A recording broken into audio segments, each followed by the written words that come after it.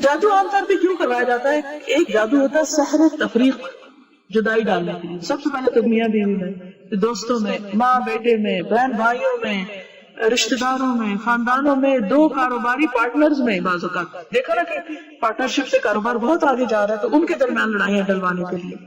اسی طرح سحر محبت، کسی کے دل میں اپنی محبت ڈالنے کے لیے، مثلا کسی عورت کے لیے، مرد کے لیے، کسی بھی شخص کے. پھر سحر تخیل، جو وہم ڈال دیا جاتا ہے. کئی لوگ آپ نے دیکھا ہوگا ہاتھ دھوئے ہی چلے جاتے ہیں، ان کو لگتا ہی نہیں کبھی وہ پاک ہوئے، وہ وضو ہی کرے چلے جاتے ہیں. نہاتے ہیں تو گھنٹوں نہاتے رہتے ہیں، واش روم سے نہیں باہر نکلتے.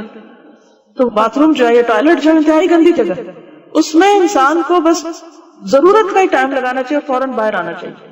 عموماً شیاطین ایسی ہی جگہوں پر ہوتے ہیں تو اس میں انسان کو نہیں ہونا چاہیے، یعنی کہ وہاں سے بچنا چاہیے، گندی جگہوں سے، جسمانی گندگی سے بھی بچنا چاہیے کیونکہ وہ شیاطین کو گندگی پسند ہے. تو وہ پھر عموماً ایک وہم سے انسان کو ہو جاتا ہے، انسان شکی ہو جاتا ہے، ہر ایک پہ شک، ہر ایک کے اندر سے فالٹ ڈھونڈنا. پھر سحر جنون ہوتا ہے، انسان پاگلوں جیسی حرکتیں کرنے لگتا ہے، دماغ مفلوج ہو کے رہ جاتا ہے، کوئی عقل کی بات نہیں کرتا انسان. اسی طرح سحر خمول، سستی میں مبتلا کرنے والا، ہر وقت ایک لتھارجی، کاہلی، نماز کو دل نہیں کرتا، قرآن پڑھنا ایک مصیبت لگتا ہے، اور کوئی بھی نیکی کا کام بہت ہی مشکل. بعض وقت لوگ کہتے ہیں نا کہ ہم سے تو لفظ نہیں منہ سے نکلتا، پڑھا ہی نہیں جاتا، کیا کریں. کبھی کہا نا ان کو بھی اگر ایسی کیفیت ہے تو اللہ کی پناہ میں آؤ، کہتے کیا کریں، منہ سے نہیں نکلتا، دل ہی نہیں چاہتا. پھر سحر حواتف، چیخو پکار میں مبتلا کرنے والا، کہ جس پہ وہ ہوتا ہے وہ چیختا ہے، چلاتا ہے، چھوٹی چھوٹی بات پہ حد سے زیادہ غصے میں آ جاتا ہے، توڑ پھوڑ اور ایک مجنون کی سی کیفیت ہو جاتی ہے. بعض اوقات سحر امراض جیسے مرگی کی کیفیت یا مختلف اور بیماریاں کی شکل میں.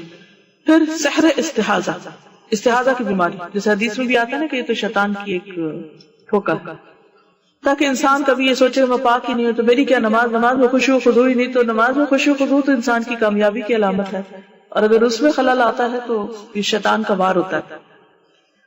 تو دشمنی یا حسد ہوتا ہے بعض اوقات کہ کسی کے ساتھ بنتی نہیں، اور بعض اوقات رشتوں میں خلل ڈالنے کے لیے.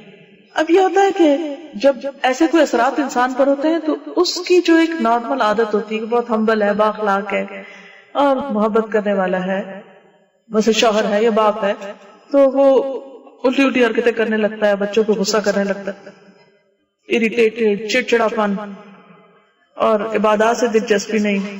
بعض اوقات جسم کے کسی خاص حصے میں درد شروع ہو جاتا ہے بلا وجہ، سارے ٹیسٹ کرائے جاتے ہیں، میڈیکلی کوئی ریزن نظر نہیں آتی، سمجھ ہی نہیں آتی. بعض اوقات ڈراؤنے خواب آنے لگتے ہیں اور انسان کو ایسی بھیانک چیزیں نظر آتی ہیں کہ وہ سو نہیں پاتا. بعض اوقات خون کی چھینٹیں نظر آتے ہیں. کبھی طے شدہ کپڑوں کو کاٹا جاتا ہے، اس میں کٹ کے نشان ہوتے ہیں، جیسے مثلا قمیض طے کر کے رکھی تو جو ہارٹ کی جگہ ہے اس کے اوپر جیسے کسی نے یوں لگتا ہے جیسے کسی نے چھری مار کے یا کوئی کینچی کی نوک مار کے اس جگہ کو کاٹا ہے. بعض اوقات خاوند یا بیوی ایک دوسرے کو بہت بدنما نظر آتے ہیں، یعنی کہ نفرت آتی ہے، ان کی شکل اچھی نہیں لگتی، حالانکہ وہی شخص دوسروں کو اچھا لگ رہا ہوتا ہے، مگر بیوی یا شوہر کو وہ آپس میں ایک دوسرے کو ان کو بالکل ان کا دل اٹھ جاتا ہے. حتیٰ کہ جو ان کا جسمانی تعلق ہوتا ہے اس میں سخت مشکل پیش آتا ہے. بعض اوقات اولاد کی بندش کے لیے کیا جاتا ہے، بعض اوقات جسمانی تعلق کی بندش کے لیے. تو یہ ساری چیزیں علامات ہوتی ہیں جو نظر آنے لگتی ہیں. لیکن بعض اوقات بیماریاں بھی ہوتی ہیں، ایسے اثرات نہیں بھی ہو سکتے، لیکن اگر پہلے انسان نارمل ہو اور یک یہ تبدیلیاں آ جائیں تو پھر انسان ایسی چیزوں کا علاج کرے. لیکن اگر ایک شخص شروع سے بچپن سے بد مزاج ہے، بد اخلاق ہے، اکڑ ہے، وہ اس کے مزاج کا حصہ ہے، لیکن ایک شخص عادتاً نہیں، مزاج میں نہیں، ٹھیک ہے، اچانک ہی کچھ ہو گیا، اس کو نظریں پھیر لی اس نے اور وہ کچھ سے کچھ ہو گئی اس کی عادتیں، تو پھر الرٹ ہونے کی ضرورت ہے کہ مسئلہ کیا ہے. تو بعض اوقات بچوں کے اندر تنہائی کی عادت ہو جاتی ہے، نہ ماں باپ سے ملتے ہیں، نہ بات کرتے ہیں، گم سم، نہ رشتہ داروں سے ملتے ہیں، نہ باہر جاتے ہیں، سب کچھ چھوڑ کے بیٹھ جاتے ہیں، پڑھائی لکھائی بھی چھوڑ کے بیٹھ جاتے ہیں. اب جب ایسی کوئی کیفیت ہو تو انسان کو کسی اور کے پاس جانے کی ضرورت نہیں، دوا کرے، علاج کرے.